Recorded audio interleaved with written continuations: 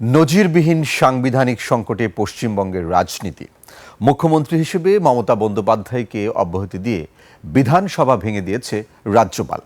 এক গেজেট নোটিফিকেশনের মাধ্যমে সংবিধানের ১৭৪ ধারা প্রয়োগ করে এই সিদ্ধান্ত নেন তিনি। অন্যদিকে শুভেন্দু অধিকারীর ব্যক্তিগত সচিব খুন হওয়ার ঘটনায় রাজ্য জুড়ে চরম উত্তাপ। বিস্তারিত তফসির ফিজার রিপোর্টে।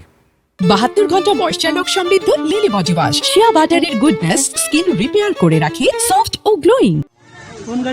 পশ্চিমবঙ্গের রাজনীতিতে চরম উত্তেজনা। বৃহস্পতিবার সন্ধ্যায় রাজভবন থেকে আসা গ্যাজেট নোটিফিকেশনে সম্পূর্ণ বদলে যাচ্ছে রাজ্যের সমীকরণ। ভারতীয় সংবিধানের ১৭৪ নম্বর ধারা অনুযায়ী পশ্চিমবঙ্গের বিধানসভা ভেঙে দিলেন রাজ্যপাল RN রবি।